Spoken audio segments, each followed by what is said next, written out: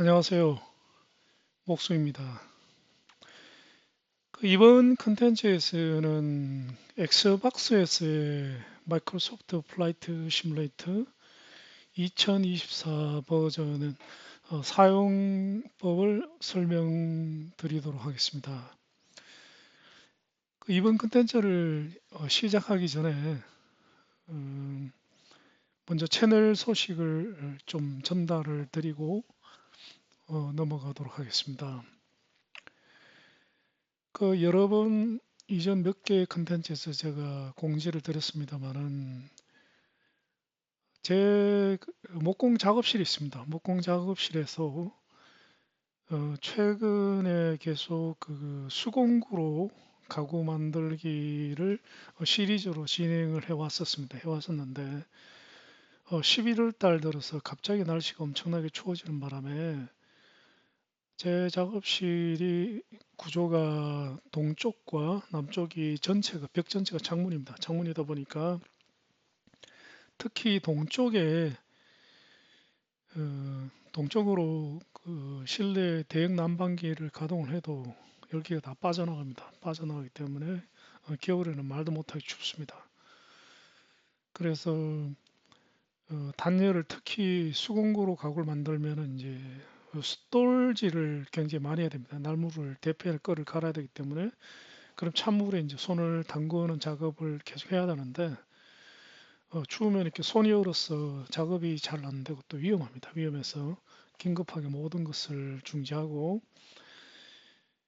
동쪽 창문 전면창 단열 작업을 하고 난 뒤에 그 다음에 계속 진행을 하겠다고 공지를 해왔었는데 어, 그 창문의 이제 단열재는 크게 두 가지를 사용할 계획입니다.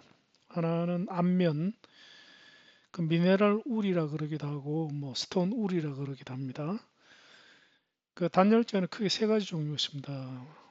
많이 사용하는 게 유리 섬유가 있고 성면이 있고 앞면이 있는데 성면은 정말 큰일 납니다. 사용을 요즘 금지되어 있습니다. 특급 발암물질이기 때문에. 그리고 유리 섬유 같은 경우에도 특급 발암물질은 아니지만은 사람이 호흡기에 들이마시면은 큰일 나죠. 큰일 나고 그리고 또 작업 과정에서 굉장히 따끔따끔합니다. 그래서 유리 섬유 그리고 또 단열 성능도 좋지가 않습니다. 그래서 가장 바람직한 그런 이제 앞면인데 제가 주문을 해놨었는데 그 앞면을 먼저 10cm 두께의 앞면을 먼저 이제 창문에 대고 그 다음에 스코보드 9.5mm를 이중으로 돼서 이제 타카로 고정하고 펜팅을 하는 그러한 단계로 진행을 하는데 그 앞면을 주문을 했는데 제가 사기를 당한 것 같아요. 어쩐지 좀 저렴하다 생각했는데 받아 보니까 보름 동안 기다려서 겨우 어제 받아서 보니까 일단 앞면이 아니고 유리섬유였습니다. 유리섬유면 안 됩니다. 성능도 너무 떨어지고 그리고 두께가 50T짜리를 주문을 했는데 받아보니까 뭐 한 10T도 안 되더라고요. 쓸 수 없는 거죠. 그래서 이제 중국 업체가 이제 속인 거죠. 그런데 뭐 다행히 제가 직구를 했기 때문에 뭐 직구 업체 사장님한테 연락을 했더니 이제 직구 업체 사장님도 사기를 당한 거죠. 저한테 이제 정중히 사과를 하시고 물품을 회수해 가고 돈을 환불을 받았습니다. 환불을 받아가지고 결국 시간만 이제 보름이 날아간 거죠. 그래서 부랴부랴 국산 아주 고가입니다. 굉장히 비싸지만은 한 10배 가격의 국산을 어제 다시 주문했습니다. 그래서 내일 아마 올 것 같습니다. 할 수 없이 뭐 돈으로 막는 수밖에 없는 것 같아요. 그래서 뭐 진행이 내일부터 이제 잘 진행이 될 것 같습니다. 그래도 뭐 작업을 다 완료하는 데는 제가 봐서는 1, 2주일 더 있어야 될 것 같아요. 그러고 난 뒤에 수공구로 가구 만들기를 계속 진행을 하게 됨을 공지를 먼저 드립니다. 자, 채널 공지사항은 여기까지고요. 자, 오늘 내용을 시작을 하도록 하겠습니다. 지금 보고 계시는 화면이 바로 그 켜면은 엑스박스를 켜면은 이제 이런 화면이 나옵니다. 이런 화면이 나오는데 그 엑스박스 컨트롤러 그 조이스틱이라고 그러죠. 엑스박스를 이제 구입하면은 컨트롤러가 이제 따라서 나오는데 그 컨트롤러의 이제 X 버튼을 한번 눌러보겠습니다. X 버튼을 누르면 이런 화면이 나오죠. 그래서 그 조이스틱의 이제 왼쪽 조이스틱과 오른쪽 조이스틱을 이렇게 움직이면은 왼쪽 거를 움직이면 이렇게 메뉴가 바뀝니다. 바뀌고 이제 보면은 맨 왼쪽에는 홈이 있고 그 다음에 내 게임 및 앱이 있고 그 다음에 가장 최근에 사용했는 게임이 있고 근데 HDR 게임 조정 이거는 뭐냐면은 이게 화면 색상 조정점으로 생각해 주시면 되겠습니다. 요즘은 이게 굉장히 중요합니다. 그 게임을 하다 보면은 이게 화면이 흐릿해지거나 그 지금처럼 색깔이 그 쨍하지가 않고 뭐 흑백시다 이상하게 됩니다. 그러면 어떻게 하냐면은 여기에서 이제 요 메뉴로 HDR 게임 조정을 하시고 그 다음에 오른쪽에 버튼 쪽에서 A 버튼을 누릅니다. A 버튼을 눌러볼까요? 누르면 이렇게 되면서 이제 화면에 이게 화면 이제 모니터 캘리브레이션을 하는 겁니다. 모니터 캘리브레이션을 그냥 다음 계속 진행해 주면 됩니다. 뭐 다른 거 할 거 없고 계속 다음 A를 계속 버튼을 누르면은 이제 완료가 되면은 흐릿했던 화면이 사라지고 다시 이제 깨끗한 화면이 됩니다. 그래서 화면이 엑스박스 사용하시다가 화면 이상해지시면 HDR 게임 조정을 하시면 됩니다. 그리고 여기에 보면 내 게임 지금 현재 설치되어 있는 게임입니다. 이 엑스박스에 한번 볼까요? 보면은 모두 보기를 해보겠습니다. 모두 보기 하면은 이렇게 설치되어 있는 목록이 나옵니다. 괜히 돈 주고 뭐 쓸데없는 니드 보고 이거 십몇만 원 주고 샀는데 이거 괜히 샀습니다. 이거 제가 생전 안 합니다. 하는 거는 제가 여기에 FS 20 그 플라이트 시뮬레이터 2020 버전을 계속 지난 한 2년 동안 해왔었습니다. 해왔는데 며칠 전에 한 2주일쯤 한 일주일쯤 전에 이제 2024 버전 새로운 버전을 설치를 했죠. 그래서 이번에 방구석 3개를 주는 2024 버전으로 하도록 하겠습니다. 하도록 하는데 자 여기서 보면은 지금 이게 그 릴리즈가 된 지 불과 며칠 안 됐어요. 한 일주일 정도 됐기 때문에 아직까지 뭐 굉장히 게임이 초기 상태입니다. 그래서 썰렁하고 기능도 불완전하고 뭐 아직까지 서비스가 풀 서비스가 되고 있지 않습니다. 그래서 저도 지금 새길 줄 못하고 있죠. 자 여기에서 어, 그 그렇기 때문에 이거 중간중간에 그 엑스박스를 켤 때마다 혹시 업데이트가 있는지를 새로운 업데이트가 올라와 있는지를 확인할 필요가 있습니다. 그래서 보면 이 오른쪽 밑에 그 오른쪽 밑에를 보시죠. 게임 관리 추가 옵션 게임 카드 이렇게 있죠. 이 커서를 그 FS 2024 위에 올려놓고 자 지금부터는 마이크로소프트 플라이트 시뮬레이터 2024 그러면 너무 기니까 말이 FS 2024로 말씀드리도록 하겠습니다. 지금부터 FS 2024 그러면은 마이크로소프트 플라이트 시뮬레이터 2024를 얘기하는구나 이렇게 이해해 주시면 감사하겠습니다. 커서를 FS 2024에 갖다 놓고 그 다음에 이제 게임 관리 오른쪽 밑에 3개 중에서 첫 번째죠. 게임 관리 버튼을 누릅니다. 누르면은 여기 이렇게 나옵니다. 나오는데 여기 보면은 만약에 새로운 모듈이 올라오거나 업데이트가 올라오면 여기 올라옵니다. 올라오면 지금 없죠, 그죠? 업데이트 할 게 없다 이거죠, 그죠? 그러면은 이제 만약에 새로운 게 만약 올라오면은 설치를 해 주셔야 됩니다. 설치를 지금 없으니까 그냥 넘어가겠습니다. 다시 B를 누르면 거꾸로 갑니다. B는 Escape 키나 마찬가지입니다. A는 리턴 키고 자 그러면은 됐고 살펴보는 김에 좀 더 살펴보시면 다시 B 눌러가지고 다시 X 버튼을 눌러서 본 메뉴로 다시 돌아가겠습니다. 그 다음에 뭐 필요한 것만 제가 설명하겠습니다. 다 설명하면 너무 길어지기 때문에 필요한 것만 말씀드리도록 하겠습니다. 쭉쭉 넘어가면은 이제 중요한 거 게임을 하다 보면은 게임을 녹화를 하고 싶은 경우가 있습니다. 그때는 요거를 선택하시면 됩니다. 요거를. 그리고 이제 게임 캡처를 하고 싶으면은 캡처 설정을 여기서 또 할 수 있습니다. 여기 보면은 뭐 예를 들어 내부 정정서에 저장할 것인가, 뭐 녹화의 상도를 얼마 할 것인가, 여러 가지가 나오죠, 그죠?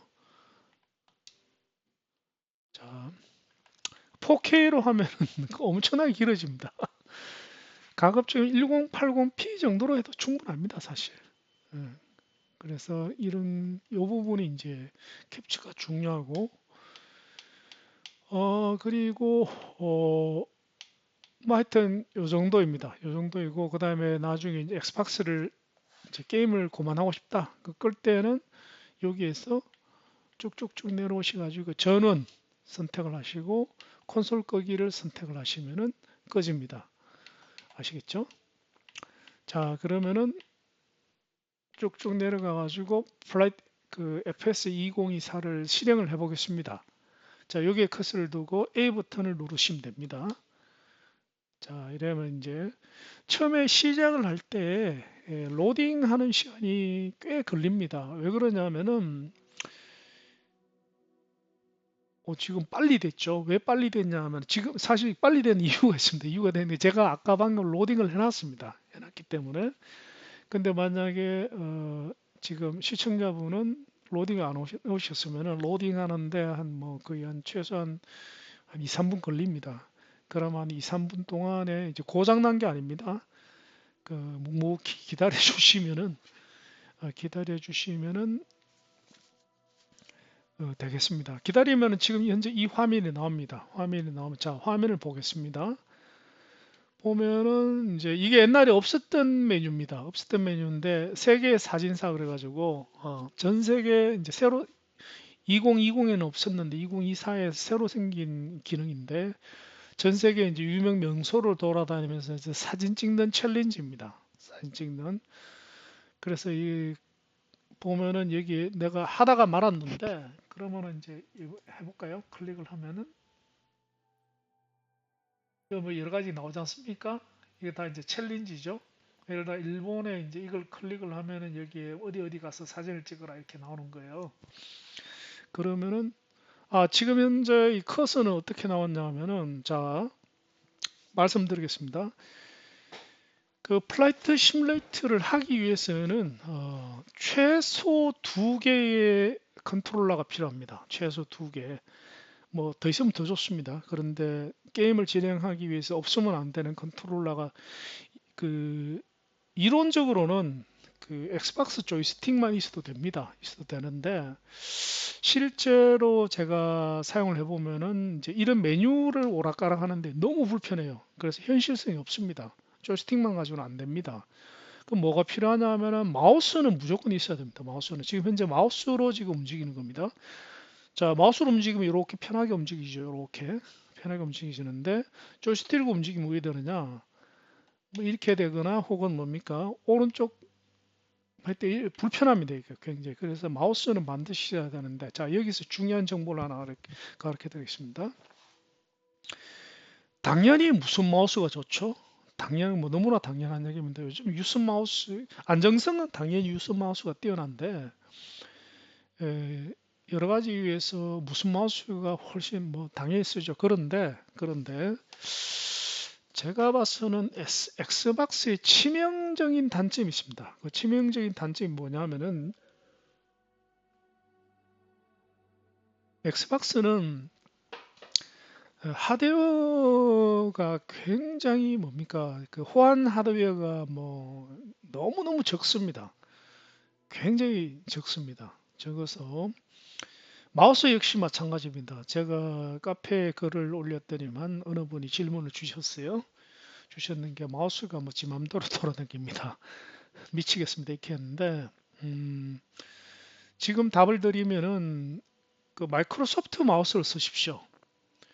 아마 로지텍이나 다른 회사 브랜드의 마우스를 쓰시면은 동작을 아예 안 하거나 동작을 하더라도 막 튀고 막 난리를 칠 확률이 대단히 높습니다. 제가 엑스박스 저는 시리즈 X를 사용합니다. 시리즈 X를 사용하는데 제가 가지고 있는 뭐 저는 사실 평소에는 로지텍 마우스를 굉장히 좋아합니다. 좋아하는데 로지텍 마우스를 제가 몇 개를 테스트 해보니까 아예 인식 자체가 안 되더라고요. 자시가 안 되고 그래서 보면은 마우스 그 마이크로소프트 지금 현재 사용하는 그 마이크로소프트 무슨 마우스입니다. 그런데 어, 안타깝게도 얘도 한 번씩 끊어집니다.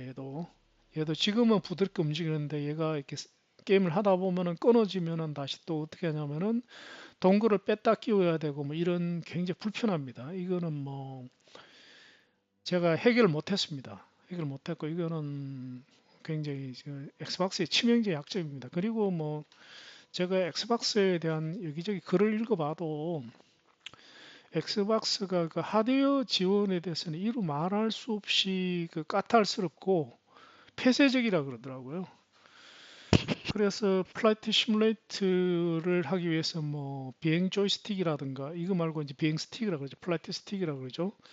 그다음에 요크 이런 것들이 뭐 시중에 엄청나게 많이 나와 있지만은 엑스박스 호환은 거의 없습니다. 불과 몇 개 안 됩니다. 뭐 터틀 비치하고 허니콤 정도. 그래서 이거는 뭐 엑스박스의 제가 봐서는 정말 약점입니다. 자, 그러면 엑스박스에 약점만 있느냐? 저는 엑스박스 매니아입니다. 이 게임밖에 안 하기 때문에.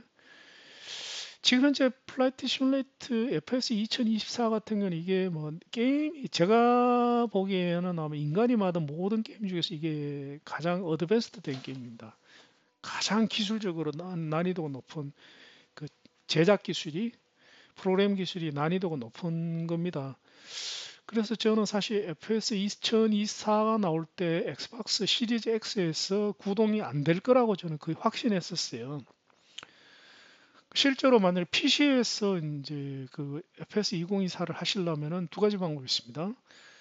지금 저처럼 엑스박스에서 하시는 방법이 있고 또 하나는 PC에서 하시는 방법이 있는데 뭐 아시는 분 아십니다. PC에서 하시려면은 아마 지금 현재 보유하고 계신 PC로는 아마 안 될 확률이 80%입니다. 다시 PC를 다시 사야 된다는 얘기죠. 그래서 그러면은 뭐 왜 그러냐? 그 PC 성능이 낮으면 이게 동작 자체를 안 합니다.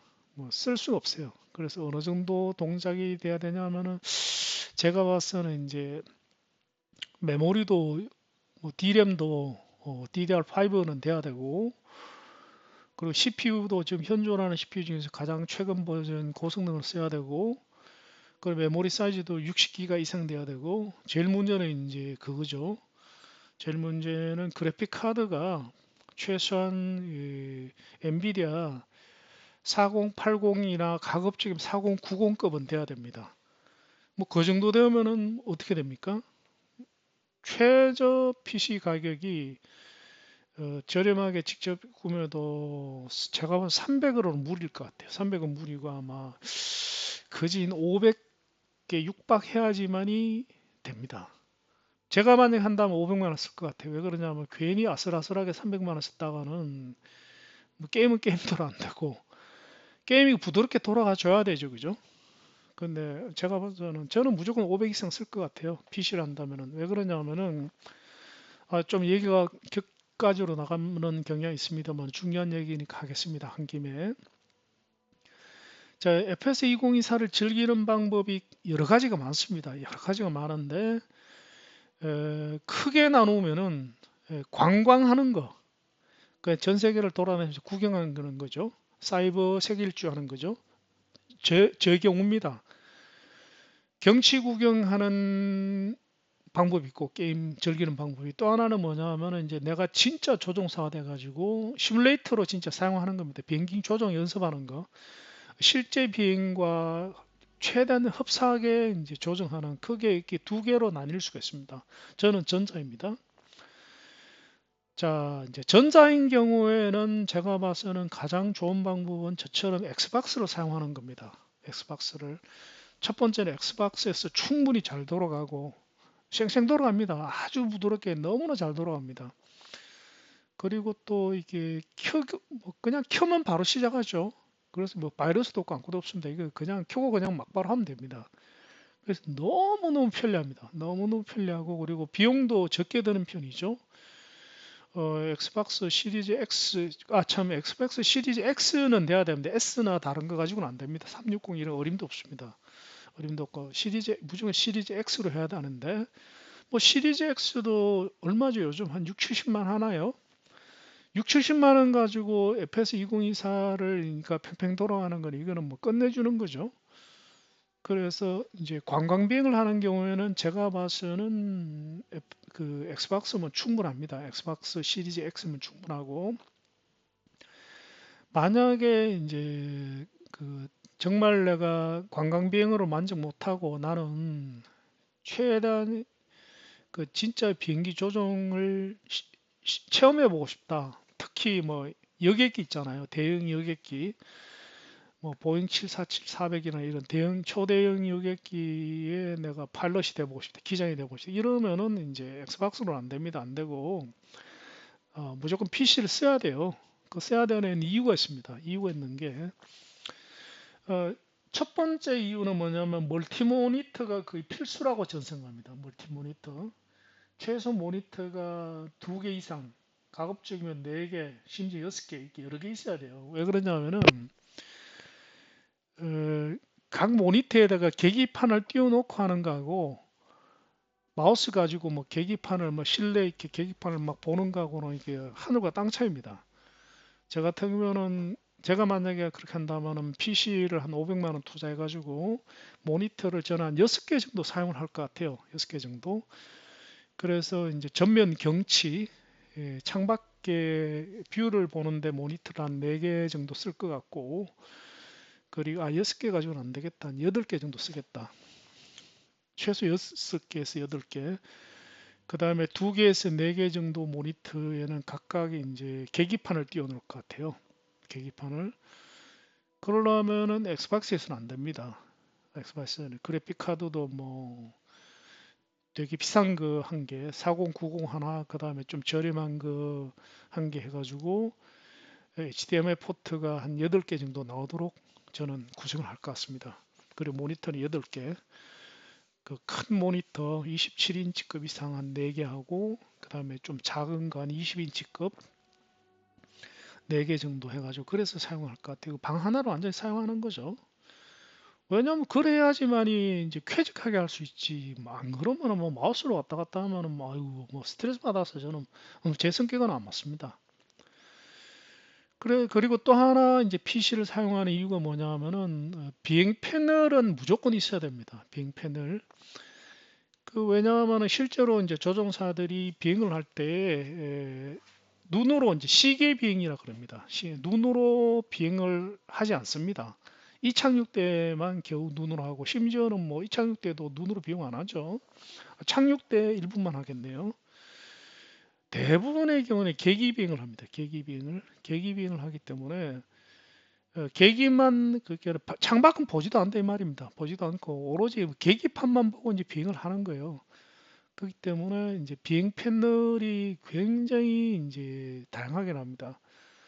그래서 그 비행 패널을 사가지고 이제 그 쓰려면은 그거는 PC에서밖에 안 됩니다. 엑스박스용 비행 패널은 지금 나오지 않고 유일하게 나오는 게 이제 제가 보유하고 있는 허니콤사의 이제 그 스로틀, 브라보 스로틀에 이제 붙어 있는 비행 패널, 제가 알기로는 유일하게 전부입니다.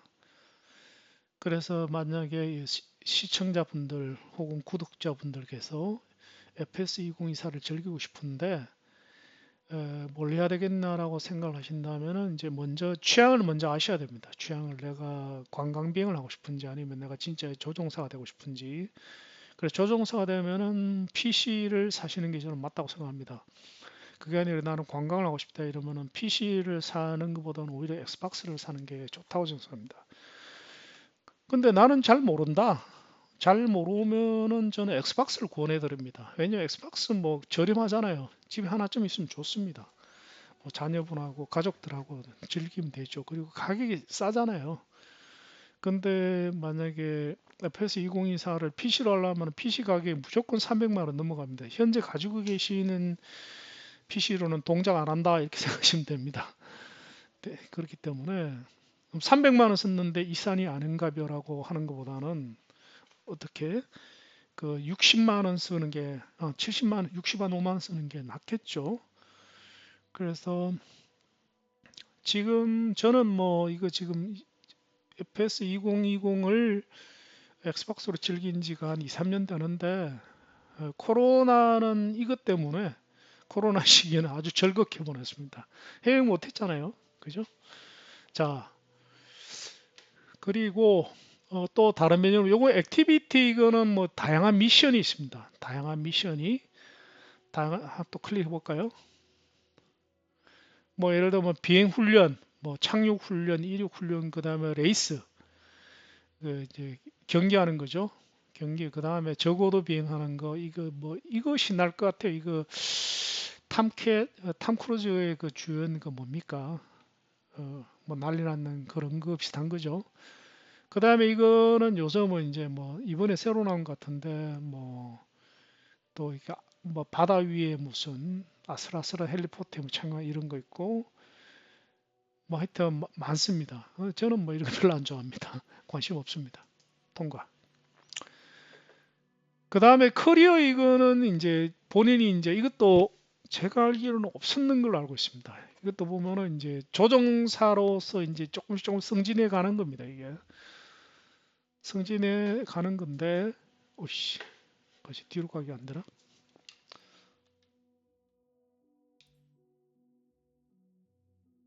메인 메뉴로 돌아가기. 이제 초짜 그 조종사에서 점점 이제 점수를 쌓아서 승진해 나가는데 요즘 이것 때문에 좀 툴툴거리는 사람이 많더라고. 되게 어렵답니다, 이거. 뭐 저는 관심 없습니다. 그다음에 챌린지 리그 이것도 보면은 이제 여러 가지 뭐 이게 도전 문자 그대로 도전이 있습니다. 정밀 착륙을 한다든가 뭐 여러 가지 이런 그 다시 말해서 이제 요런 것들 요런 것들은 특징이 뭐냐면은 이제 그 게임 요소들이죠. 게임적인 요소입니다. 저는 오로지 자유비행밖에 안 합니다. 자유비행 이거는 뭐냐면 세계에서 내가 원하는 곳에 이제 돌아다니는 거 그죠? 저는 오로지 이거밖에 안 합니다. 오로지 뭐 이걸로 저는 충분히 만족하고 이거 하려고 저는 뭐 하는 거니까요. 자, 그 다음에 되게 중요한 게 있습니다. 굉장히 중요한 거 오늘의 핵심. 자, 마켓플레이스라는 게 있습니다. 마켓플레이스. 자, 이 마켓플레이스가 뭐냐면은 FS 2024를 해보시면 아시겠지만은 우리나라 전체 지구 전체를 3D로 이렇게 그래픽으로 넣어놨어요. 지구 전체를. 그래서 지구 어디든지 다 가볼 수 있습니다. 3D로 넣어놨는데 짐작하시겠지만은 이제 3D로 넣어놓긴 다 넣어놨어요. 빠짐없이 다 넣어놨는데 그 3D 그래픽의 품질이 문제잖아요. 품질이 어떻게 완벽할 것 같아요? 완벽하지 않을 것 같아요. 당연히 완벽하지 않습니다. 당연히. 왜 그러냐면은 뭐 도시 하나만 3D로 넣어도 그 양이 어마어마한데 지구 전체를 다 넣어놨는데 완벽할 리가 있습니까? 당연히 없죠. 없어가지고 이거 좀 기술적인 부분을 설명드릴게요. 그 마이크로소프트에서 이제 지구 전체를 3D로 넣는 방법이 있습니다. 어떻게 넣냐면은 뭐 지혜가 짐작입니다. 제 짐작인데 근데 제 짐작이 맞을 겁니다. 왜냐하면 저도 현직 시절에 제가 프로그래머였어요. 꽤 잘 나가는 프로그래머였습니다. 글로벌리. 자, 그래서 제 짐작이 맞을 겁니다. 자, 어떻게 하느냐 하면은 일단은 이제 인공위성으로 이제 지구 전체를 스캔을 합니다. 사진을 찍는다 이 말이죠. 그죠? 사진을 찍는데 어떻게 사진을 찍냐 하면은 이제 한 지점에 대해서 최소한 세 개 정도의 앵글로 사진을 찍습니다. 그 세 개 정도 앵글을 달려 가지고 이제 한 지점을 세 개를 이제 사진을 찍는 거죠. 그렇게 하면 어떻게 할 수가 있냐 하면은 인공지능을 사용해 가지고 그 2차원 사진으로부터 3차원을 얻어낼 수가 있습니다. 그거는 뭐 인공지능 사용하면 굉장히 기초적인 초보적인 기술입니다. 그러면은 이제 평면 사진이 인공위성으로 찍은 평면 사진이 3차원 사진으로 변했잖아요. 그런데 그게 이제 아주 정밀하지는 않습니다.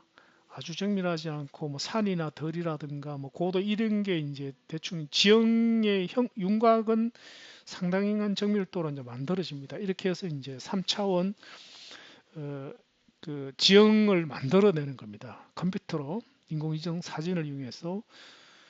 근데 왜 그렇게 하냐 하면은 요즘 뭐 우리나라도 그렇고 전 세계적으로 자기 나라 그 나라에서 나라마다 이제 GIS 시스템이 있습니다.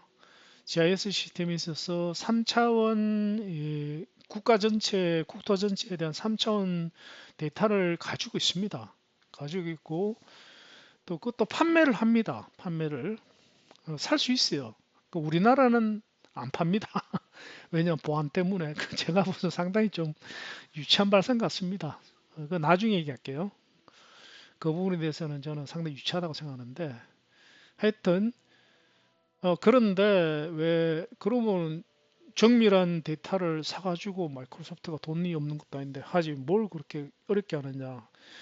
이유가 있습니다. 이유가 있는 게 그 선진국이나 이제 제대로 된 국가가 있는 데는 그런 데이터가 있는데 근데 지구 전체 규모로 봤을 때 그렇게 이제 제대로 된 GIS 데이터가 있는 지역은 제가 봐서는 아마 10% 정도밖에 안 될 것 같다. 10% 넘을래나? 한 10% 정도밖에 안 될 것 같아요. 그러면 나머지 90%는 그 3차원 데이터를 못 얻어내잖아요. 그러다 보니까 마이크로소프트에서는 인공위성 그 사진을 이용해서 그렇게 만들어냈을 거라고 저는 거의 확신합니다. 자, 그러면은 이제 지형이 데이터가 만들어졌습니다. 만들어졌으면 그 지형에는 뭐가 있습니까? 그 지형에는 일단은 나무가 있어야 되겠죠. 나무가 있어야 되는데 그 나무는 그러면은 마이크로소프트에서 어떻게 하는가? 어떻게 하냐면은 나무는 이제 몇 개 수종을 정합니다. 몇 개. 뭐 수종을 뭐 예를 들어 열대우림 뭐 이렇게 그 기후별로 수종이 있겠죠. 수종의 나무를 일단은 이제 샘플 나무를 만듭니다. 컴퓨터로 그래픽으로 뭐 만들어 가지고 그 다음에 어떻게 하느냐 그 인공지능이 아까 만들었는 3차원 지형에다가 갖다 뿌립니다. 대충 그것도 이제 그 인공위성 사진하고 비교해 가지고 뿌리면 되죠. 그 인공위성 사진으로 봤을 때 이제 뭐 이렇게 패턴 인식을 하면은 그 간단하게 할 수 있죠. 패턴 인식을 하면은 아, 이 지역은 그 나무가 있는 숲 지역이다. 그럼 거기다가 그리고 이게 위도가 얼마고 지금 계절이 어느 계절이기 때문에 어떤 나무가 있을 확률이 제일 높다. 그리고 갖다 뿌려버리는 거죠. 랜덤하게. 그러면 이제 숲도 해결이 됐죠. 숲도 해결이 됐습니다. 해결되고 나면은 뭐 강이라든가 바다라든가 이런 것도 이제 비슷한 방법을 사용을 하면 됩니다. 되고 그 다음에 또 남은 게 뭡니까? 집들 있죠. 건물. 다리나 건물. 자, 다리나 건물은 어떻게 하냐면은 그것도 보면은 이제 인공지능으로 요즘 다 인공지능 씁니다. 인공지능 써가지고 샘플 건물을 만듭니다. 샘플 건물을 뭐 한 몇천 종류를 만들겠죠. 만들어 가지고 그 다음에 이제 인공지능이 쭉 그 위성 데이터하고 위성 사진하고 비교를 합니다. 비교를 해가지고 비슷한 건물을 갖다 뿌려버립니다. 그래서 우리가 그 플라이트 시뮬레이터에서 보는 건물의 대부분은 컴퓨터가 인공지능이 지 맘대로 만들어낸 건물입니다. 실제 건물이 아니고 자기 마음대로 만드는 거. 근데 실제 건물하고 상당히 비슷합니다. 왜 비슷하냐면은 그냥 무작위로 뿌리는 게 아니라 인공지능이 그 인공위성 그 사진하고 비교를 해가지고 근접하게 만듭니다. 그냥 지어놓은 걸 뿌리는 게 아니라 그 사진과 비교를 해가지고 얘가 순식간에 만들어버린 거죠. 만들어가지고 쫙 뿌려버린 거죠. 그렇게 합니다. 자, 여기까지만 하면은 실제로 좀 고도 한 3000피트에서 한 5000, 3000피트 정도에서 보면은 진짜 같아요. 완전히 막 진짜 같아. 진짜 같았는데 고도를 낮추고 내려가 보면은 점점 짝퉁이라는 게 드러납니다. 더 내려오면 형편없죠. 그 예를 들면은 FS 2020 같은 경우에 2024를 제가 대단히 높이 평가하는 이유가 2020에서는 고도를 뭐 2000피트까지는 내리기가 좀 힘들었어요. 왜 그러냐? 너무 뭡니까 흉악합니다. 막 고도 2000에서 3000피트 정도까지는 보면 지상을 보면 상당히 그럴듯합니다. 야, 내가 마치 진짜 막 비행을 하는 것 같아요. 실제 세계를. 그런데 고도 한 1000피트 정도 내려가면 진짜 좀 심하게 뭐 못 봐줍니다. 도저히 못 봐줍니다. 그래가지고 뭐 스트레스 받습니다. 보면 오히려. 그런데 지금 2024 같은 경우에는 고도 1000피트까지 내려와도 상당히 실제 세계와 비슷합니다. 심지어는 고도 한 500피트까지 내려와도 나쁘지 않습니다. 꽤 괜찮습니다. 꽤. 자, 그 다음에 또 하나 좀 더 내려가겠습니다. 지금까지 얘기하는 거는 전부 다 그 마이크로소프트에서 기본적으로 제공하는 3D 경치를 말씀드린 겁니다. 자, 그런데 그거 가지고는 아직도 설렁하죠. 예를 들면은 내가 뭐 뉴욕으로 간다. 그러면 뉴욕의 그 빌딩 숲이 좀 더 실감이 나야 할까 합니까? 그죠? 내지는 시드니로 간다. 그럼 시드니를 비행하면은 최소한도 오페라 하우스도 막 보여야 되고 막 하버 브리지도 보여야 되고 이래야지 실감이 날 거 아닙니까? 그래서 어떻게 하냐면은 마이크로소프트에서는 이제 세계 주요 도시를 아예 수작업으로 그 뭐 그 그래픽 디자인을 아마 몇천 명 고용했겠죠. 고용하죠. 너는 시드니, 너는 뭐 A팀은 시드니, B팀은 도쿄 이런 식으로 작업을 했겠죠. 그래서 세계의 주요 도시, 특히 미국의 주요 도시들의 중에서도 이제 도시 전체를 할 수는 없으니까 랜드마크에 해당되는 건물들을 아예 3D 그래픽으로 직접 그려 넣었어요. 캐드로. 그려 넣어가지고 뭐 대표적인 케이스로 뉴욕 같은 경우에는 뭐 당연한 얘기입니다. 미국의 대표적인 도시 아닙니까? 굉장히 정확합니다. 굉장히 거의 뭐 라스베가스 이런 데는 뭐 분수대도 뭐 쫙 펼쳐지고 그 미국의 대도시들 중에서 주요한 대도시는 상당히 웬만한 수도작업으로 다 잘 돼 있어요. 잘 돼 있고 그 다음에 이제 그 동양 같은 경우에는 도쿄는 상당히 잘 돼 있습니다. 상당히 세미날 정도로 잘 돼 있어요. 잘 돼 있고 뭐 그 다음에 유럽에도 뭐 그 유럽의 웬만한 대도시들도 꽤 잘 돼 있습니다. 상당히까지는 아니고 꽤 잘 돼 있습니다. 잘 돼 있는데 자 여기까지가 마이크로소프트에서 기본적으로 주는 한계입니다. 기본적으로 주는 한계인데 그런데 저희 같은 뭡니까 게이머들 사용자들은 더 실감나길 원하죠. 최대한 진짜고 근접하기를 원합니다. 왜 그러냐면 그것 때문에 이 게임을 하는 거잖아요. 그래서 마이크로소프트에서는 어떻게 하냐면은 그래서 마켓플레이스가 존재하는 겁니다. 자, 마이크로소프트에서 그 많은 그 마이크로소프트에서 기본적으로 마이크로소프트에서 전 세계 모든 또 하나 빠진 게 있습니다. 공항입니다. 공항. 자, 공항도 상황은 비슷합니다. 공항도 마이크로소프트에서 기본적으로 주는 공항 그러면은 뭐 인천공항 가보면은 기가 막힙니다. 허허벌판입니다. 이제 막 진짜 아무것도 없어요. 활주로 비슷한 돌 하나 딱 있고 땡입니다. 자, 그런데 실제로 이제 그 게이머들은 진짜 공항을 원할 거 아닙니까? 그죠? 활주로도 막 진짜 막 아스팔트고 막 관제탑이나 내지는 뭐 대기 청사라든가 뭐 이런 것들 그리고 뭐 안에 그 공항에 그 돌아가는 수많은 종류의 이제 특수한 자동차들 뭐 그 뭐 사다리차 이런 것들 그 내지는 토그저카 이런 거 비행기 끌고 다니는 그런 걸 원할 거 아닙니까? 그죠? 그래서 이제 공항들도 마이크로소프트에서 세계 주요 공항, 특히 미국의 주요 공항은 상당히 정교하게 제공을 합니다. 그런데 뭐 공항이 됐든 내지는 도시가 됐든 내지는 이제 랜드마크들, 예를 들어 피라밋이라든가 이런 랜드마크들 이런 것들을 이제 실감나게 지구 전체를 마이크로소프트에서 다 하기에는 무리죠, 그죠? 그러려면 인력이 뭐 그 그래픽 디자이너가 몇백만 명은 고용을 해야 될 거 아닙니까, 그죠? 그러면은 게임을 뭐 몇천만 원 받아야 되겠죠. 그래서 어떻게 하느냐 하면은 서드 파티를 이제 마이크로소프트가 허용을 했어요.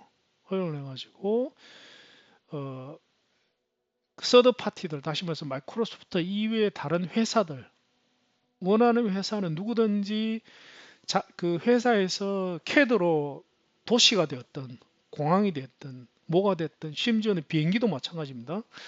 비행기가 됐든 이런 거를 제작을 해가지고 이게 마켓에 올리도록, 여기에 올립니다. 여기에 올리도록 해놨어요. 해놨기 때문에 그걸 뭐라 그러냐 하면은 서드 파티가 만들어서 올리는 걸 애드온이라 그러는데, 애드온이라 그러는데, 그 애드온을 음, 그 허용을 해놨어요. 그리고 그 애드온들은 거의 대부분이 유료입니다. 당연한 얘기죠. 왜냐하면 그런 그 서드 파티 회사들이 수익 모델이죠. 수익 모델이기 때문에 그 유료입니다. 유료이기 때문에 공짜가 아닙니다. 그래서 자, 그러면 이게 설명을 위해서 FS 2020으로 보여드릴게요. 왜냐하면 2024는 아직까지 그 마켓이 안 열려 있기 때문에. 자, 2020으로 갑시다.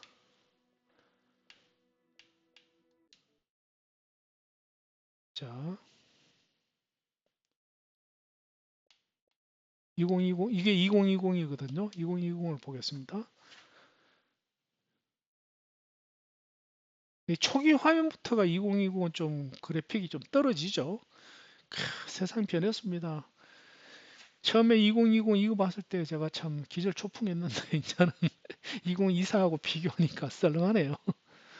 로딩 시간도 훨씬 오래 걸립니다. 2024가 훨씬 복잡하지만은 그만큼 이제 소프트웨어가 튜닝이 훨씬 잘 됐다 이거죠, 그죠? 로딩이 상당히 오래 걸립니다. 이거 꽤 기다려야 됩니다. 그래도 뭐 그걸 애드온을 이해를 해야지만이 게임을 이해를 할 수가 있기 때문에. 자, 지금 올라오는 중입니다. 좀 기다리십시오. 지금 고장난 거 아닙니다. 그 아소버라는 회사에서 그 엑스박스용은 아소버라는 회사에서 그 포팅을 한 것 같아요.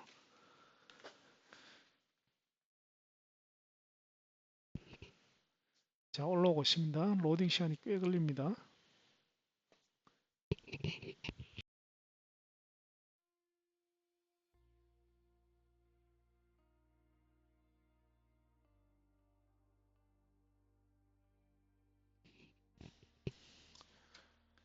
자, 2020입니다. 이게 로딩 시간이 꽤 걸립니다. 2024도 뭐 로딩 시간이 꽤 걸리지만, 원래 이제 2024든 2020이든 시작할 때 업데이트 할 게 있으면 이렇게 자동으로 업데이트 화면이 뜹니다. 이 정상입니다. 이게 어떤 때는 뜨고 어떤 때는 안 뜨는데, 그 업데이트 할 게 없으면은 그냥 바로 이제 시작이 되고, 업데이트 할 게 있으면 이렇게 화면이 뜹니다. 이게 정상입니다. 비정상 아닙니다.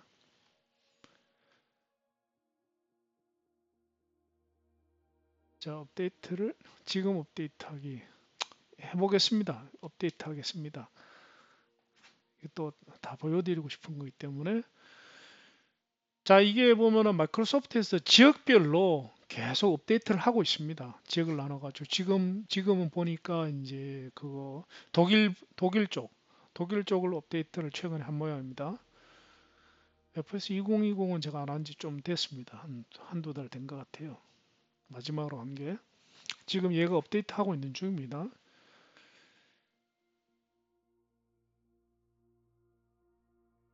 이거는 그 마이크로소프트에서 무료로 서비스로 계속 업데이트를 해주는 겁니다. 그 마이크로소프트가 참 대단한 회사입니다. 대단한 회사인 게 그냥 게임을 만들고 끝내는 게 아니라 계속 업데이트를 합니다. 계속 업데이트를 점점 실제 세계하고 비슷하게 만들어 가고 있는 거예요. 그리고 이게 사실 FS20 플라이트 시뮬레이터 MSFS가 정말 놀라운 프로그램입니다. 이게 왜 그러냐 하면은 아마 게임을 즐기시는 분들도 여기에 대해서 모르실 겁니다. 아마 모르시는 게 어, 이 게임 한 가지만을 위해서 초대형 데이터 센터를 운영합니다. 초대형, 제가 알기로는 지구상에서 제일 큰가 그럴 겁니다. 어마어마하게 대규모의 데이터 센터를 운영하고 있고, 그리고 어, 하드디스크를 몇십만 개를 사용한다고 제가 들었어요. 하드디스크를. 그 고용량 뭐 설치를 하겠습니다. 설치. 뭐 이런 것도 다 보여드리려고 이번 그걸 하는 거니까. 한동안 안 했기 때문에 지금 업데이트가 꽤 있는 거죠. 그죠?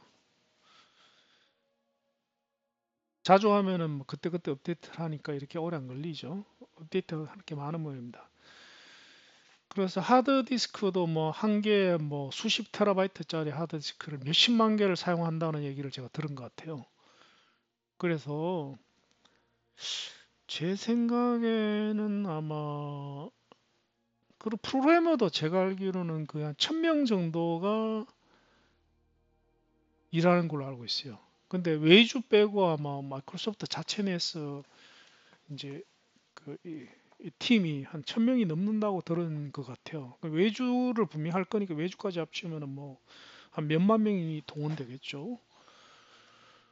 뭐 근데 뭐 사실 그게 그렇게 큰 건 아니에요. 저도 맨날 현직 시절에 우리가 프로젝트를 하면은 뭐 보통 거의 한 4, 500명 프로그래머를 고용했거든요. 우리 회사에서 프로그래머 한 20, 30명, 그 다음에 외주 프로그래머들 한 4, 500명 고용해가지고 프로젝트를 하고 이랬던 허다하게 그렇게 하니까 뭐 이런 어마어마한 규모의 프로그램을 자 보겠습니다. 뭐 업데이트 할 게 꽤 있네요.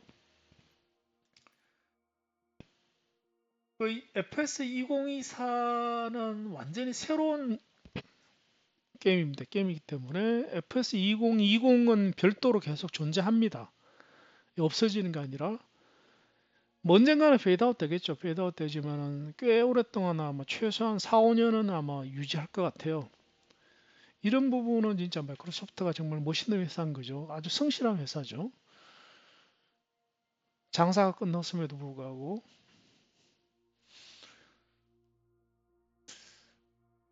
자, 지금 현재 뭐 계속 제가 한 2달 정도 안 했기 때문에 2달 동안에 업데이트 된 게 꽤 많을 겁니다. 지금 그걸 쭉 하고 있는 거예요.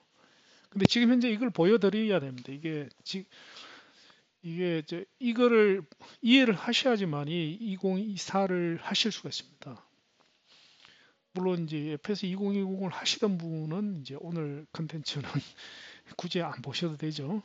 근데 처음 보시는 분은 이걸 아셔야 돼요. 지금 현재 이거 업데이트하고 있는 거는 뭐냐면은 이제 FS 2020 자체를 업데이트하고 있는 거예요. 베이스를. 아직까지는 애드온을 업데이트하고 있는 게 아닙니다. 요 끝나면은 이제 애드온을 제가 보여드릴게요. 그리고 왜 지금 제가 아직도 출발을 못하고 있는지. 그리고 제가 FS 2024를 지금 설치해서 한 지가 한 일주일 정도 남짓되는데 아직까지는 프로그램이 많이 불안정합니다. 근데 급격하게 좋아지고 있긴 한데 예를 들면 지금 트림이 안 먹더라고요. 트림이 안 먹고 있고 또 이렇게 어젠가 그저께 비행하다가 갑자기 뭡니까 그 그 방향타가 이렇게 오른쪽으로 안 먹는 거예요. 왼쪽으로만 자꾸 먹고 그래가지고 오른쪽이 안 먹어가지고 결국은 추락했습니다. 뭐 그런 이제 사소한 마이너 버그들이 아직 존재하는 것 같아요. 그래서 아직까지 작업하는 중이죠. 그런데 뭐 이런 거는 뭐 기다려야죠. 이거는 뭐 저는 전혀 마이크로소프트를 원망하지 않습니다. 왜냐하면은 뭐 저도 옛날에 프로그램을 짜보면은 그 릴리즈 해야지만 알 수 있는 버그들이 엄청나게 많습니다. 엄청나게. 릴리즈 하지 않고는 도저히 알 수 없는 버그들이 엄청나게 많아요. 그러면 빨리 릴리즈를 하고 릴리즈 해놓고 소비자의 사용자의 피드백을 보면서 업데이트를 하는 게 제가 봐서는 제대로 된 방향 맞습니다. 그렇게 하지 않고 이제 그 완전한 상태에서 그걸 하려고 그러다가는 천년만년 걸립니다. 그리고 이렇게 하는 게 정석입니다. 정석.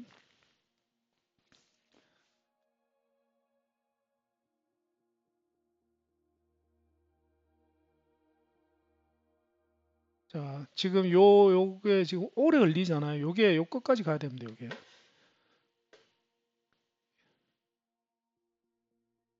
화살표가 요 끝까지 가야 됩니다. 지금 계속 설치하고 있는 거예요. 지금.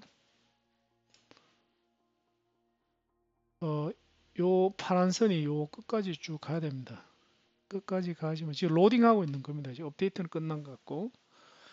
업데이트 하지 않을 때는 업데이트가 없으면 이렇게 오래 안 걸립니다.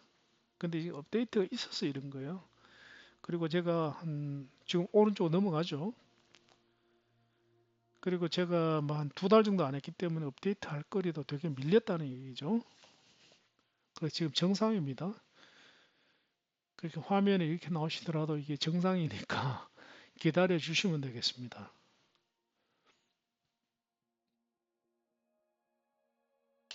그리고 엑스박스로 하실 때는 다 된 것 같습니다. 자, 메인 화면이 좀 다르죠. 구성이 아깝게 훨씬 세련됐죠. 자, 여기 보면은 요게 이제 마켓플레이스입니다. 여기 시장 여기 볼까요? 뭐가 있는지. 자, 클릭을 했습니다. 클릭을 했으면은 이제 분류가 이제 뭐 항공기, 공항, 세계, 액티비티 이렇게 있습니다. 그 비행기도 보면은 살 수가 있어요. 예를 들면 내가 이 비행기를 쓰고 싶다 이러면 돈 주고 사면 돼요. 클릭을 하면은 뭡니까? 이 비행기에 대한 안내가 나옵니다. 안내가 나오고 그다음에 가격이 뭡니까? 나오죠. 5,600원. 그러니까 이거 클릭을 하고 구입하고 다운로드 하시면 돼요. 이게 비행기 애드온입니다. 비행기 애드온. 그래서 뭐 예를 들면 이런 거 있네. 드론도 자기가 이제 조정해 볼 수 있죠. 그 처음에는 뭣도 모르고 막 샀는데 충동 구매를 했는데 그럴 필요 없습니다. 요즘 약아져 가지고 요런 거는 반드시 사야 됩니다. 샀죠, 저도. 요런 거 이제 유틸리티는 반드시 사셔야 됩니다. 이거. 그 재밌는 거는 뭐냐면은 이 비행기만 있는 게 아니고 이 배도 있습니다. 배도 있는데 제가 뭐 사봤는데 뭐 신통치가 않더라고요.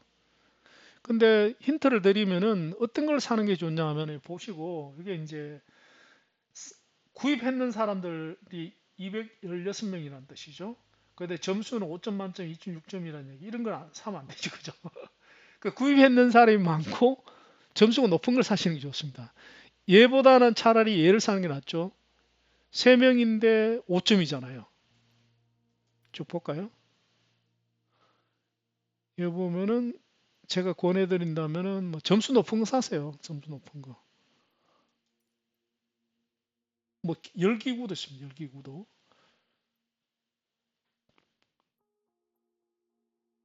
지금 128명인데 2.7점이라는 게 별로 이런 거 사면 안 되죠. 그죠? 제가 샀는 거 보여드릴까요?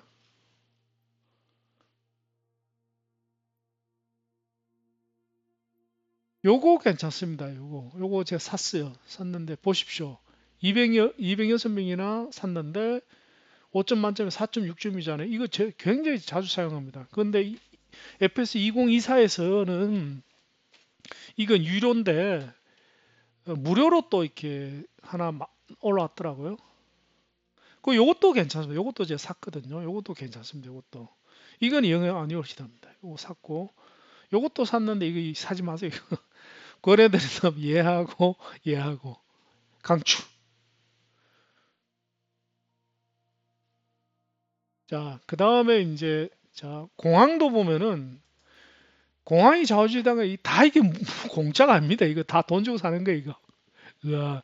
저는 원칙은 뭐냐 공항 안 삽니다. 안 사는데 다 돈 주고 사는 거거든요.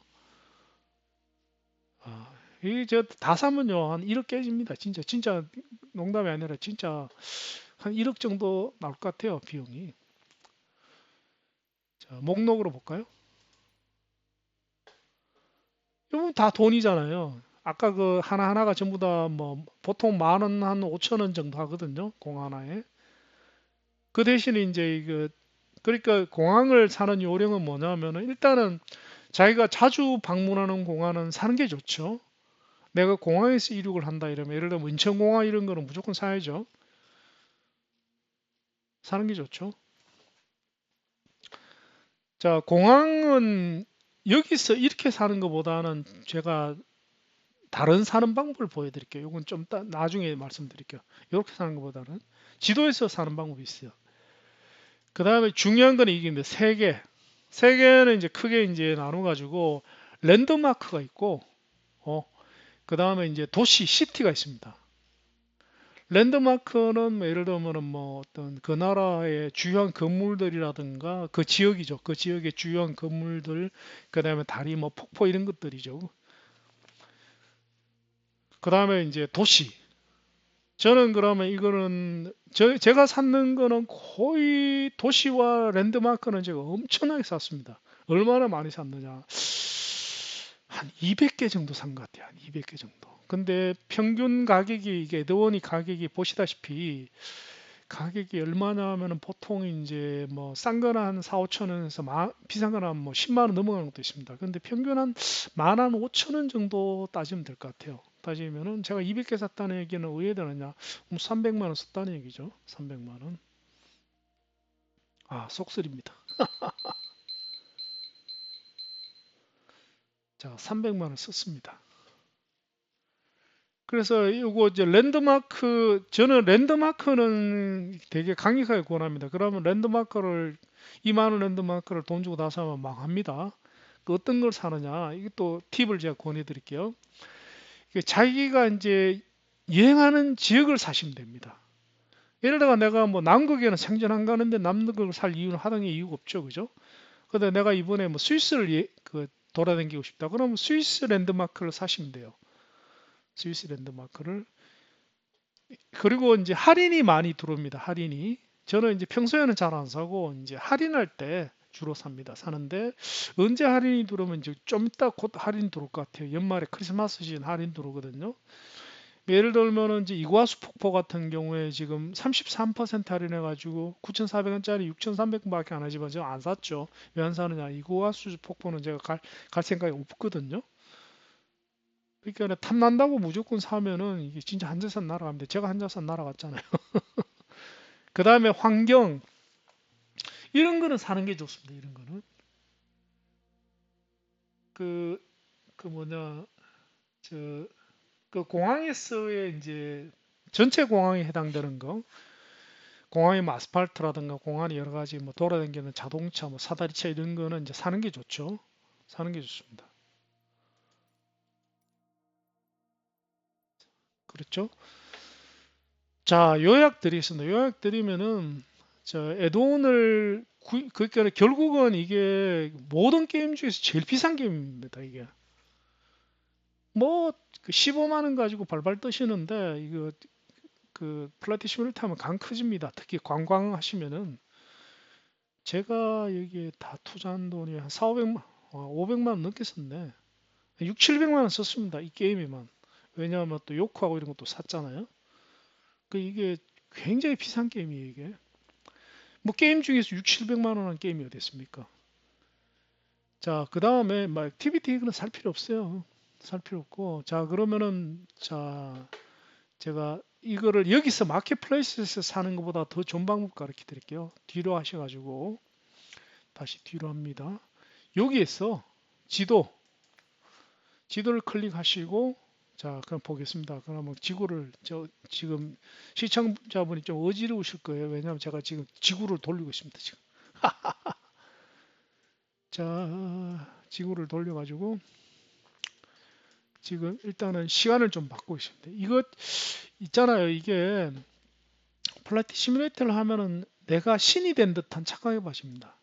내가 그 뭡니까 기후도 내가 날씨도 내가 조절할 수가 있어요. 끝내주잖아요. 뭐 지금 지구도 막 뱅뱅 돌리고 자 이렇게 하시는 거예요. 자 여기 보면 인천국제공항이 있잖아요. 인천국제공항을 클릭을 하는 거예요. 클릭을 하면은 여기 보면은 이제 지금 인천국제공항에 돈이 팔거든요. 파는데 PC용 버전은 나오는데 아직까지 뭡니까 그거 버전은 안 나오는 거예요. 엑스박스 버전은 자 다른 데를 한번 볼까요? 다른 데를 보면은 이제 부산 쪽을 한번 보겠습니다.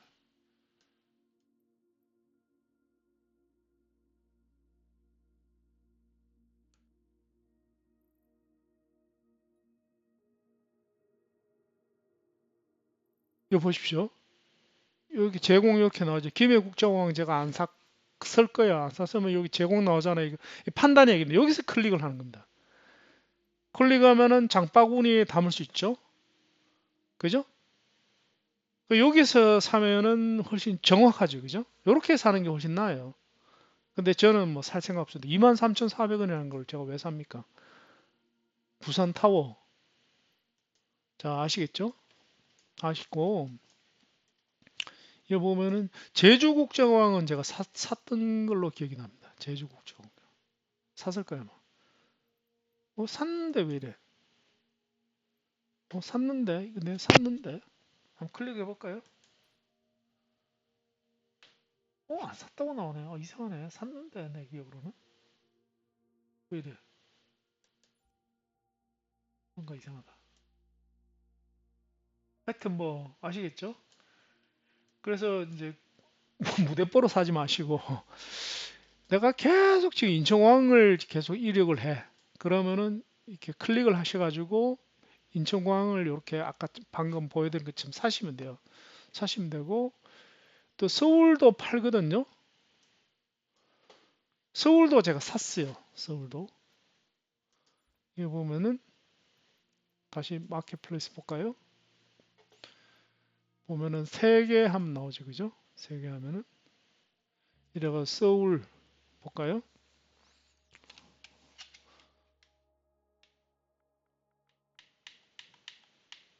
제가 키보드를 아직 연결을 안 해놨습니다. SEOU.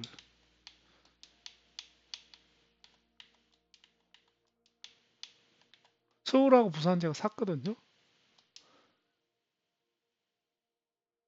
이상하다. 보유 나오잖아요. 이게 보유 샀잖아요. 그죠? 자, 그러면은 예, 이게 제가 왜 아직까지 출발을 못하고 있는지를 직접 보여드릴게요. 자, 지금 현재 샀잖아요. 지금 샀으면은 자, 수요를 잠시 보여드리겠습니다. 서울 상공을 진짜 비행을 해볼게요. 자, 비행하는 방법은 세계 지도 여기 있어요. 이제 서울이잖아요. 서울이면은 요요 그 주변을 비행해 볼게요. 제가. 자, 이제 비행기를 바꾸겠습니다. 자, 비행기를 바꾸는 방법은 비행기를 클릭을 합니다. 클릭을 하고 난 뒤에 이제 비행기를 바꾸겠습니다. 비행기를 아이콘 5를 바꿀게요. 아이콘 5로. 그 도시 내에서 이제 돌아다닐 때는 아이콘 5가 제일 괜찮습니다. 아이콘 5 어디 갔냐? 저 위에 싶은데.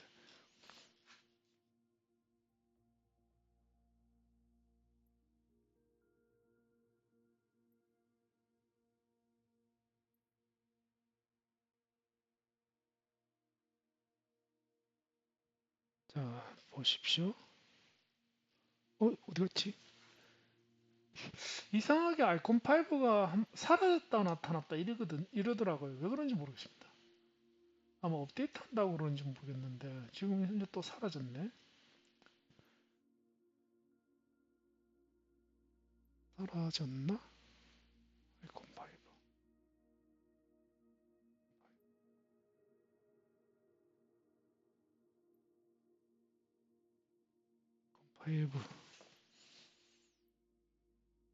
사라진 것 같아요. 그러다 다시 또 올라옵니다. 며칠 있으면 또 사라졌다고 뭐 걱정할 필요는 없습니다. 근데 아이콘 5가 도시 내에서 이제 도시 상공을 돌아다니기에는 뭐 상당히 괜찮습니다. 자, 그러면은 아이콘 5 대안으로 얘를 사용할게요. 얘를 드론을 타겠습니다. 선택을 해놓고 됐습니다. 그래가지고 제가 음, 남산 상공을 한번 비행해 볼게요. 자, 지금 미리 말씀드립니다. 미리 말씀드리면은 지금 현재 서울은 제가 시내리 애돈을 샀습니다. 사가지고 지금 설치가 돼 있는 거예요, 이게. 왜냐, 이건 FS 2020이잖아요. 설치가, 그 조금 이따 그 FS 2024에는 아직까지 애돈이 없거든요. 없기 때문에 그 애돈이 있는 경우, 시너리가 있는 경우가 없는 경우를 비교를 해 드릴게요. 자, 지금 시너리가 있는 경우입니다. FS 2020. 자, 보겠습니다. 비행. 그럼 이제 서울이 로딩 되는 겁니다. 로딩 되고,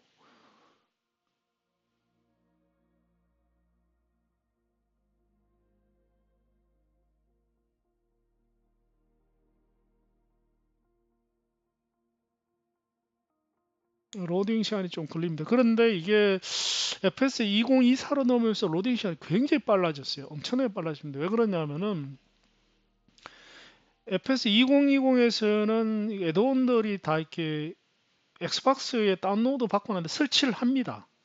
설치를 하는데 FS 2024에서는 방식이 바뀌었더라고. 방식이 바뀌어가지고 설치를 하지 않고 그냥 스트리밍을 해버리더라고요. 자, 서울 상공입니다. 자, 이륙을 하겠습니다. 이륙을 지금 남산 남산 어디인가 지금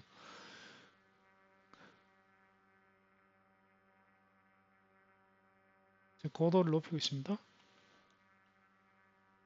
요 남산 타워잖아요, 그죠? 자, 남산 타워 쪽으로 한번 가겠습니다. 어, 어.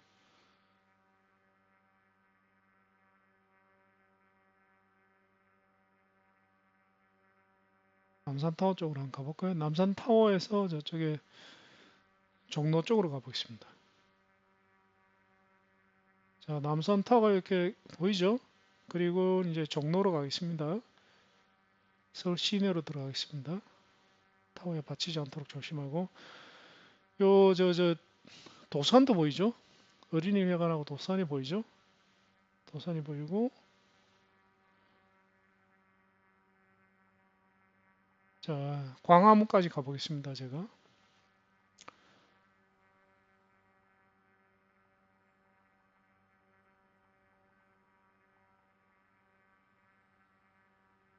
자, 지금 종로 쪽으로 가고 있죠?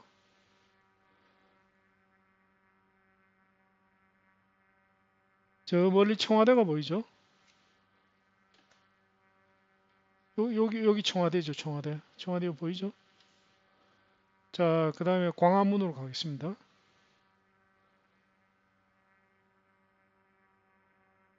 요 오른쪽에 서울시청 보이죠? 서울시청.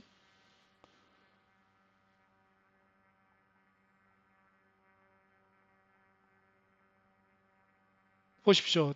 말씀드렸잖아요. 그 고도를 지금 한 300피트까지 떨어뜨리니까 뭐 완전 경치가 엉망이죠. 저 왼쪽에 이제 세종문화회관이죠. 이순신 장군도 앉아 계시죠.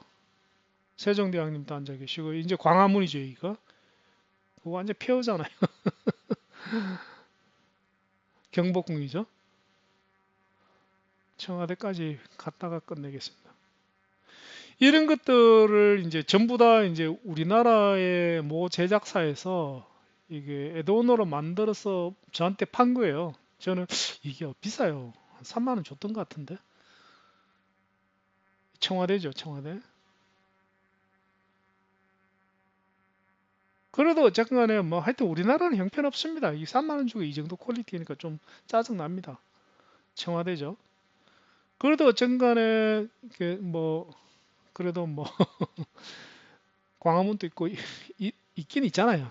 뭐 이만하면 됐습니다. 자, 그런데 자, 그러면 똑같은 장면을 그러면 이번에 FAS 2024에서 한번 볼까요? 이번에 FS 2024입니다. 이제 로딩이 다시 되겠죠. 로딩 시간이 훨씬 빠릅니다. 벌써 다 됐잖아요. 자, 그 다음에 자율비행으로 해가지고 서울 상공을 한번 보겠습니다. 자, 어지럽더라도 좀 참으세요.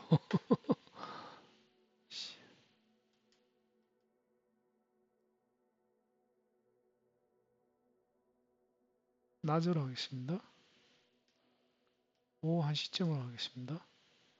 자, 또 지금 서울 지금 시너리가 없거든요. 지금 마켓이 아직 안 열렸어요. 자, 똑같이 아까 FS 2020하고 똑같이 남산상공을 비행을 해 보겠습니다. 비행기는 바꾸겠습니다.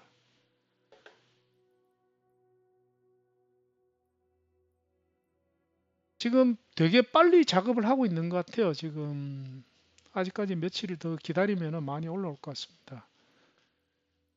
지금 계속 올리는 것 같거든요. FS 2024용을 요거 아이콘 5 얘가 제일 괜찮습니다. 그 도시 안에서 이제 돌아다닐 때는 저장하고 돌아가기를 하고, 자, 여기서 비행을 하도록 하겠습니다. 비행 시작.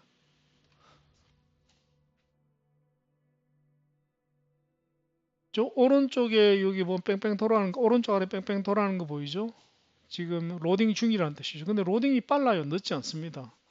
FS 2020보다는 많이 빨라졌더라고요.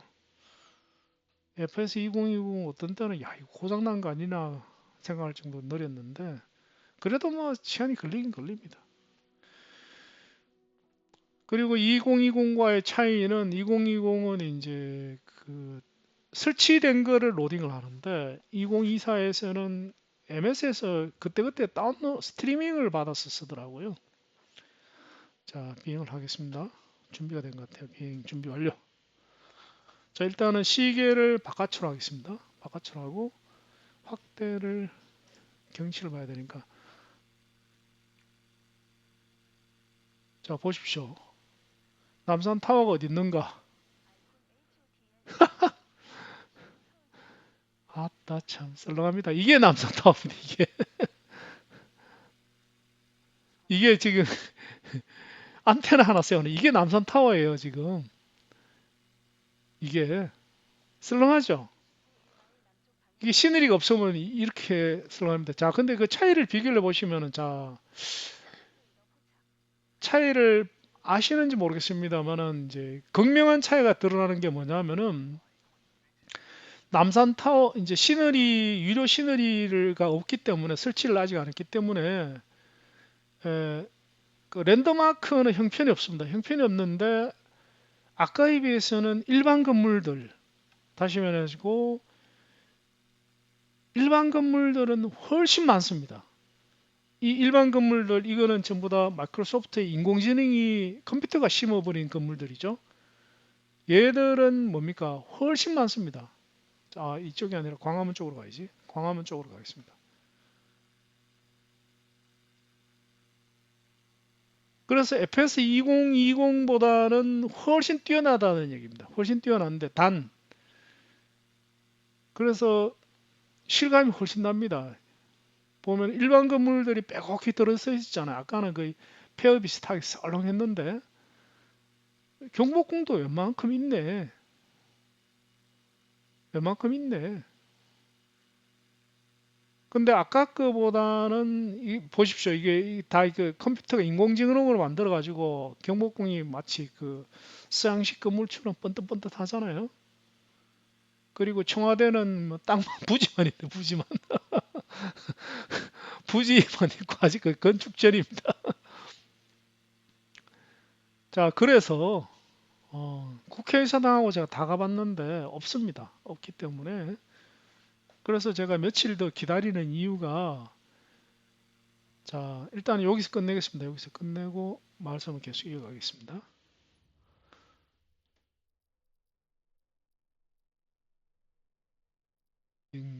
메인 메뉴로 돌아가십니다.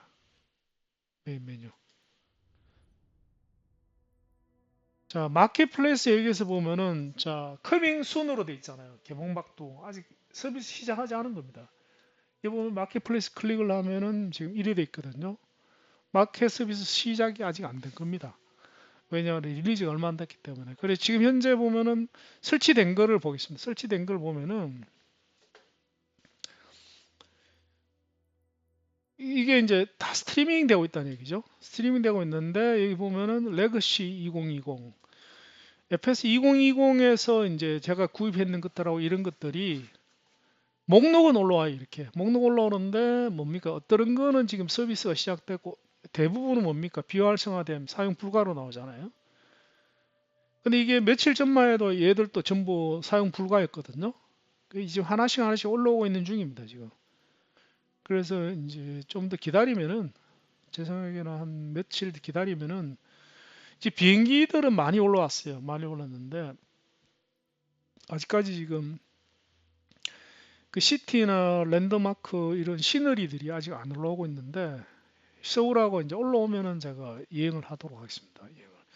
여행을 시작하도록 하겠습니다. 그런데 막 며칠 기다려보고 이게 굉장히 오래 걸릴 것 같다 이러면 굳이 뭐 서울 안 보고 뭐 서울은 다 알잖아요.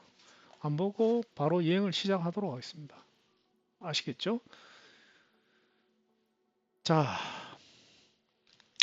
일단은 escape. 자, 오늘 컨텐츠는 여기까지만 하고요. 여기까지만 하고 이제 다음번에는 미리 예고를 드리겠습니다. 다음 컨텐츠. 세계 여행을 할 때 저는 대부분의 경우에 비행기를 뭘 사용하느냐 세스나 172에서도 가민천 지천 버전을 사용을 합니다. 지천 버전을 왜 그러냐면은 실제로 개인이 세계 일주를 하는 사람들이 꽤 많습니다. 꽤 많은데 우리나라도 뭐 조만간에 등장할 것 같아요.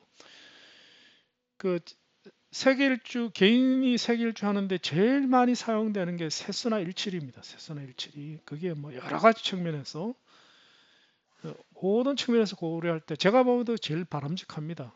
제가 만약에 세계 일주하면 저도 세스나 17이 이제 가민 버전을 사용할 것 같아요.